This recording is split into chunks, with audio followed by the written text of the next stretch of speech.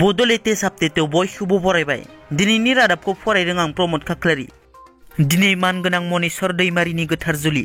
बाक्सा जिल्ला तामुलपुर महकुमानि सिङाव थानाय महरीपारा पुखुरीपार गामिनि थागिबि रबिराम दैमारि आरो इन्द्रि दैमारिनि फिसाज्ला मानगोनां मनेस्वर दैमारि आरो तामुलपुर मोदाय गामिनि थागिबि अगेन बर' आरो मनुमति बर'नि फिसाजो सम्पा बर'नि दिनै गोथार जुलि।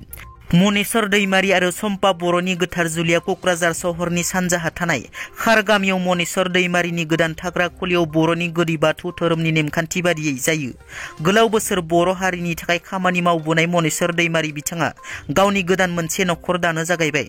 मख'नो गोनांदि मानगोनां मनेस्वर दैमारि बिथाङा गोलाव बोसोर दुलाराय बर' फरायसा आफादाव थानानै हारिनि थाखाय गोबां खामानि मावबोदों। बिथाङा हारिनि मोनफ्रोमबो सोमावसारनाय हाबाफारिफोराव बाहागो लानानै बेसेन गोसा बिहोमा होबोदों। बिथांनि गोथार जुलियाव दिनै बिटिआरनि गाहाय प्रमद बर', मिरु एबसुनि आफादगिरि दिपेन बर' बिथांमोना नुजाथि हैदों। मिथिनो मोननाय बादिब्ला बिथांनि गोथार जुलियाव आसामनि गिबि मन्थ्रि डक्टर हिमन्त बिश्व शर्मा, बुंथिगिरि बिस्वजित दैमारि आरो बिटिसिनि बारग' गाहाय हाग्रामा महिलारि बिथांमोना नुजाथि फैगोन।